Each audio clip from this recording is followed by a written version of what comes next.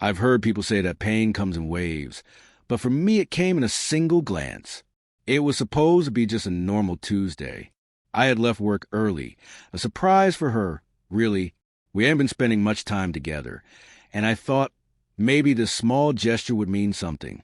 As I turned the corner onto the main street, rain just starting to hit the pavement, I saw her. She was sitting outside that little cafe near the bookstore, our spot, the place where we used to split one muffin and pretend we were too full for anything else. But she wasn't alone. There was a man across from her, tall, clean-cut, casually laughing. And she was smiling, not the polite, social kind of smile. The real kind. The kind I used to think was reserved for me. She tucked her hair behind her ear the exact way she did when she was nervous or shy or flattered. And in that moment, my heart sank so fast, it felt like gravity had betrayed me. I couldn't breathe. I froze. I wanted to walk away. I wanted to storm in. I wanted to disappear. But I just stood there soaked in rain and confusion, trying to understand how everything could shift in just a few seconds. Maybe I should have walked away. Maybe I should have spared myself what came next. But I didn't. I stood there like a fool watching them, trying to read her face like a language I used to speak fluently, but now couldn't understand at all. Then something strange happened. She looked up right past the man, right at me, and for a moment her smile faltered like she'd been caught, or maybe like she'd been waiting. She excused herself from the table, grabbed her coat, and stepped out into the rain. She didn't run. She walked toward me slowly, step by step, her eyes never leaving mine. The city was loud. Horns, thunder, people brushing past us with umbrellas. But when she stopped just inches from me, it felt like the entire world muted. And then in a voice barely louder than the rain, she whispered my name. It wasn't an apology. It wasn't an excuse. It was just my name. Like she was reminding me that I wasn't invisible. That despite everything, the man, the smile, the sinking feeling in my chest, she still saw me, still knew me. And that made it worse because part of me wanted to scream. To ask who he was, to ask if he made her laugh the way I used to ask if she smiled like that because she was happy or because she was trying to feel something she hadn't felt in a long time. But I didn't ask. I just said, "Why?" And she looked at me, rain dripping from her lashes, and whispered, "It's not what you think." They always say that, don't they? But her voice wasn't defensive. It wasn't panicked. It was broken, like she was the one hurting. She motioned toward the alley between the buildings, away from the cafe, away from the crowd. We stepped out of view, just the two of us, surrounded by the dull echo of thunder. And that's when she told me. The man, her brother, half-brother technically, from her dad's side, a part of her life I hadn't been around for. She had only just found out about him weeks ago, and had been afraid to tell me. Afraid I'd think it was weird. Afraid I'd ask questions she didn't have answers to yet. He had reached out after years of silence. They met in that cafe every Tuesday since. And she didn't tell me, not because of guilt, but because she didn't want to open up something painful she hadn't processed herself. I didn't know what to feel. Relief, anger, confusion. She had smiled. That smile, that soft, real smile. And it wasn't for another man who loved her. It was for family, a connection she thought she'd never get. And I'd misread the whole thing. But it still hurt because secrets, even innocent ones, leave bruises. And I wasn't sure if I should feel guilty for doubting her, or she should feel guilty for letting me.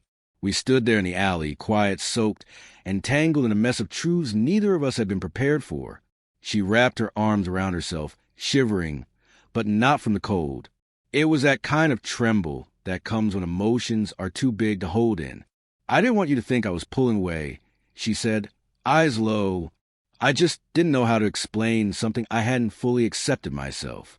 I looked at her, really looked at her, not through the lens of jealousy or suspicion, but through the eyes of someone trying to understand a person who suddenly felt like a stranger and home all at once. And I asked her, "Why didn't you trust me enough to tell me?" She sighed, leaning against the brick wall behind her, her back slumped like she'd been carrying weight for months. "Because I didn't trust myself," she said. "I didn't know how I felt meeting him. It brought up things I didn't know I still carried. Resentment, curiosity, loss. I thought if I told you it would become real, and I wasn't ready. I hated how much that made sense, how human it was, but I also hated how easily love can be bruised, not always by betrayal, but by silence. She stepped forward, close enough for me to hear her heartbeat between thunder cracks. I didn't cheat on you, she whispered, but I did shut you out. And for that, I'm sorry. Her voice broke on the word sorry. And something in me cracked, too, because I wasn't angry anymore. Not really, just tired. Tired of guessing. Tired of holding questions in my chest like stones. Tired of love feeling like a puzzle with missing pieces. We walked to my car in silence. Not the heavy kind. Not the awkward kind. But the kind where both people are thinking the same thing and don't know how to say it out loud. I started the engine. She reached for the AUX cord and played that song we both used to love. The one that sounded like both joy and heartbreak stitched together. We didn't speak until we got home. Inside, she dried her hair in the bathroom. I sat on the edge of the bed, staring at the picture on the nightstand, the one from our trip to the coast. She had her arms wrapped around my shoulders, laughing at something I don't even remember now. I wondered if we could ever get back there, if love, once bruised, could ever feel untouched again. When she came out, she didn't say anything. She just crawled into bed beside me and pulled the covers over both of us like she always did. Like nothing had changed, like everything had changed. I turned to her and said, I want to know everything. No more locked doors in your head. If we're in this, I want it all the way.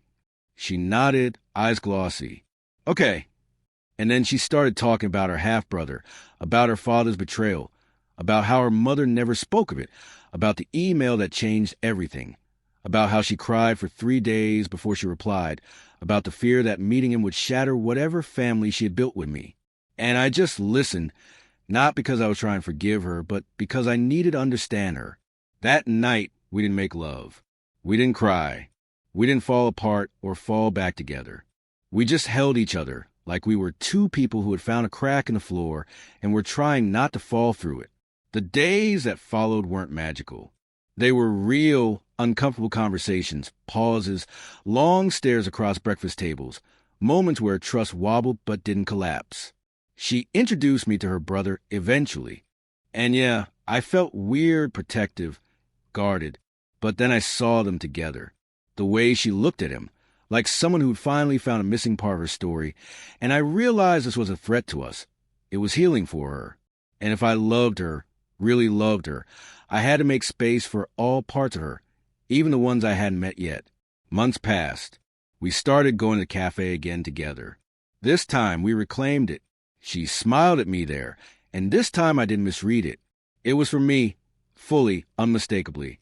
One evening, a storm rolled in as we were leaving. She reached for my hand. The rain hit hard, the thunder louder than before, and she leaned in close, lips to my ear, and whispered my name, soft, certain, like a promise. And that's when I knew I hadn't lost her. We'd just been walking through a storm, and somehow we made it to the other side.